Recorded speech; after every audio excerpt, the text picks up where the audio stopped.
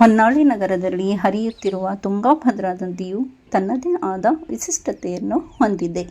ಈ ನದಿಯು ವರದಾ, ಹಗರಿ, ಹರಿದ್ರಾ ಮತ್ತು ಕುಮುದ್ವತಿ ಉಪನದಿಗಳನ್ನು ಕೂಡಿಕೊಂಡು ಶಿವಮೊಗ್ಗ ಜಿಲ್ಲೆಯ ಕೂಡಲಿಯಲ್ಲಿ ತುಂಗಾ ಮತ್ತು ಭದ್ರಾ ನದಿಗಳು ಸಂಧಿಸಿ ಬೃಹತ್ ತುಂಗಭದ್ರಾ ನದಿಯಾಗಿ ಹರಿಯುತ್ತದೆ.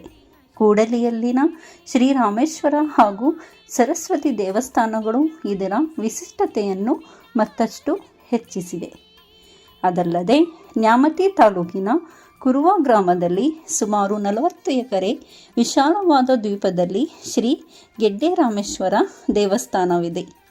ಹಾಗೂ ಹೊನ್ನಾಳಿಯಲ್ಲಿ ಸರ್ ಎಂ ವಿಶ್ವೇಶ್ವರಯ್ಯನವರು ಕಟ್ಟಿಸಿರುವ ಶತಮಾನ ಕಂಡ ಸೇತುವೆಯು ಇನ್ನೂ ಸುಸ್ಥಿತಿಯಲ್ಲಿರುವುದು ಈ ನದಿಗೆ ಮತ್ತೊಂದು ಗರಿಯನ್ನು ತಂದು ಕೊಡುತ್ತದೆ.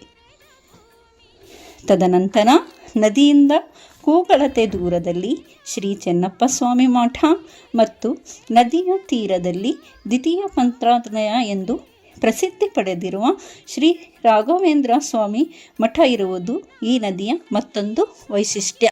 ಮುಂದುವರೆದು ನೋಡುತ್ತಾ ಹೋದಂತೆ ಹರಿಹರದಲ್ಲಿನ ಹರಿಹರೇಶ್ವರ ಮತ್ತು ಆಂಜನೇಯ ದೇವಸ್ಥಾನ, ಚೌಡದಾನಯ್ಯನಪುರದ ವೀರಭದ್ರೇಶ್ವರ ದೇವಸ್ಥಾನ, ಕುರುವತ್ತಿ ಬಸವೇಶ್ವರ ದೇವಸ್ಥಾನ, ಮೈಲಾರ ಲಿಂಗೇಶ್ವರ ಸ್ವಾಮಿ ದೇವಸ್ಥಾನ,